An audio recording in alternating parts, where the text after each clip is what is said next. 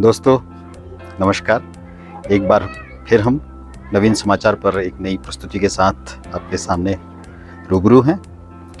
आज हम बात करने जा रहे हैं जो उत्तराखंड में कल यूसीसी विधेयक पारित हुआ है, इसके बारे में बात करने की, खासकर इस बारे में कि भाजपा इसे उत्तराखंड में क्यों लेकर आई और इस पर क्या सवाल उठ रहे हैं, क्या सवाल उठने चाहिए थे और उठ नहीं पा रहे हैं, और आगे इसका भविष्य क्या है, कितना इसका विरोध कहाँ तक जाएगा, इसी विषय पर हम आगे आपसे बात करने जा रहे हैं। तो उत्तराखंड सरकार ने जो बुधवार को विधानसभा में यूसीसी का यानी समान नागरिक संहिता विधेयक पारित कर दिया है। अब यह विधेयक राजभवन को भेजा जाएगा और वहां से स्वीकृत होने के बाद कानून बन जाएगा।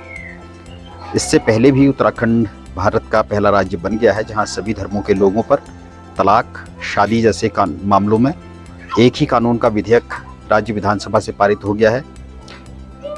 ये एक ऐतिहासिक कार्य है जो उत्तराखंड में हुआ है। आइए जानते हैं कि भाजपा क्यों उत्तराखंड में ही इस विधेयक को सबसे पहले लाई, क्यों पूरे राज्य में और पूरे देश में उत्तराखंड की इसकी चर्चा हो रही है और इस पर क्या सवाल उठ रहे हैं।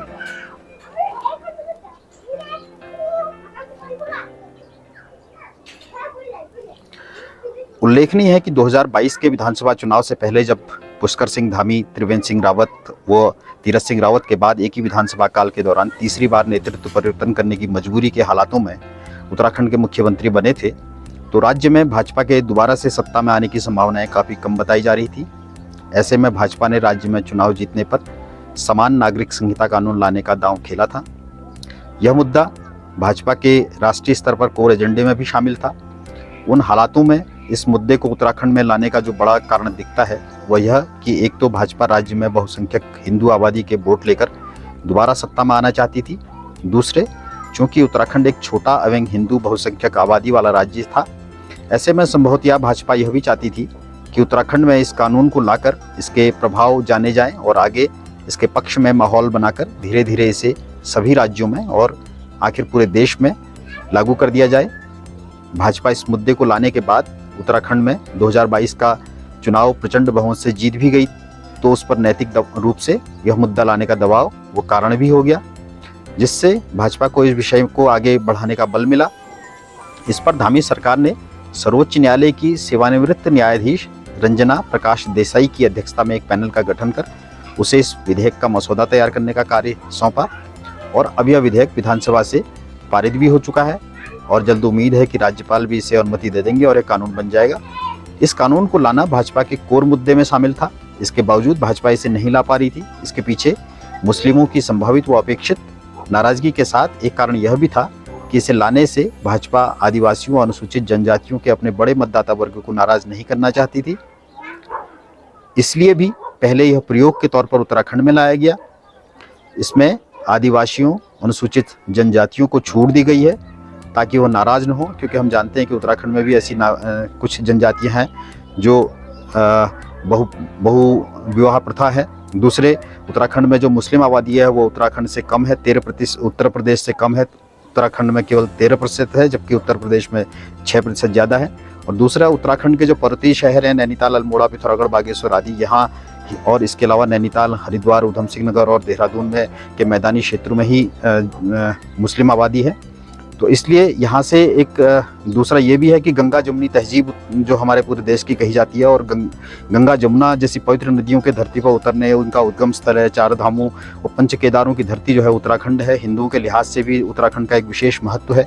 ऐसे में यदि इसका कहीं कोई विरोध होता है तो उसे संभाला जा सकता है, क्योंकि छोटा राज्य भी है, इसलिए भी उत्तराखंड से इसको लेके आई।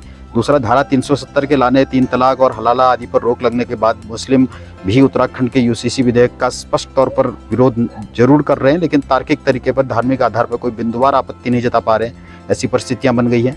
ऐसे में संभव है कि यूसीसी कानून के उत्तराखंड के बाद देश के अन्य राज्यों में भी पारित होने का मार्ग प्रशस्त होगा और खासकर भाजपा चाहेगी कि 2024 के लोकसभा चुनाव में उसको इसका लाभ मिले। बहरहाल लाभ मिलेगा या नहीं यह भविष्य बताएगा।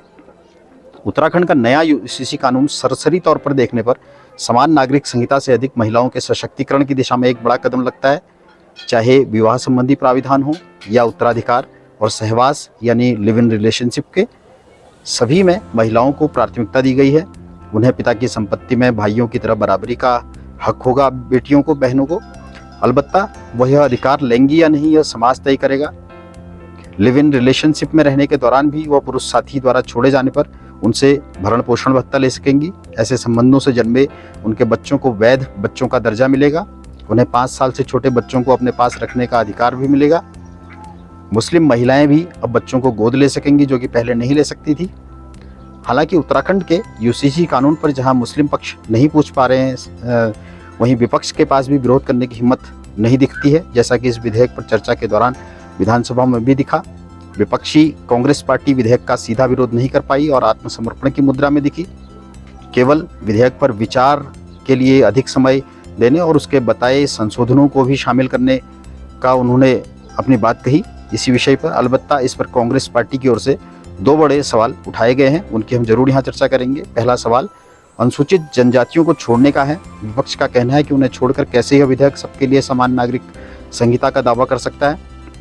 हालांकि बहुत संभव है कि चाहे जितने सवाल उठा लें, लेकिन कभी भी विपक्ष इन जनजातियों को भी इसमें शामिल करने की स्पष्ट तौर पर मांग नहीं कर पाएगा।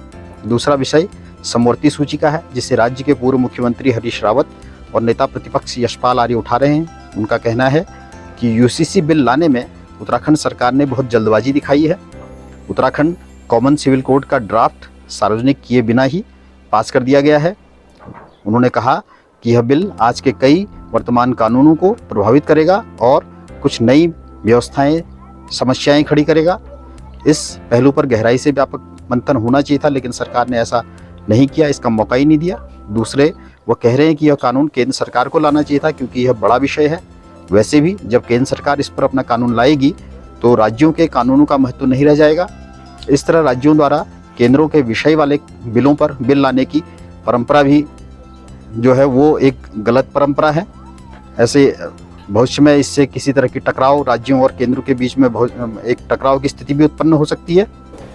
उनका यह भी आरोप है कि भाजपा ने उत्तराखंड को अपनी राजनीतिक प्रयोगशाला बना दिया है। यह आरोप सही भी लगता है और यह भी साफ तौर पर लग रहा है इसके अलावा कि भाजपा का उत्तराखंड में यूसीसी लाने का जो प्रयोग है वो राजनीतिक तौर पर सफल हो रहा है, क्योंकि इस पर उन्हें अधिक प्रश्नों का सामना नहीं करना पड़ रहा है और जो विपक्ष के प्रश्न हैं उनमें अधिक दम नज़र नहीं आ रहा है और इसके किसी तरह के बड़े पैमाने पर विरोध की उम्मीद भी कम ही नज़र आ रही है। बहरहाल इन सब स्थितियों के बीच हम अपने पाठकों से उम्मीद करते हैं कि वो केवल बहस के लिए नहीं बल्कि तार्किक आधार पर यूसीसी के पक्ष में या विपक्ष में जो भी अपनी राय रखना चाहते हो रखें और अपनी राय को हम तक भी पहुँचाएँ।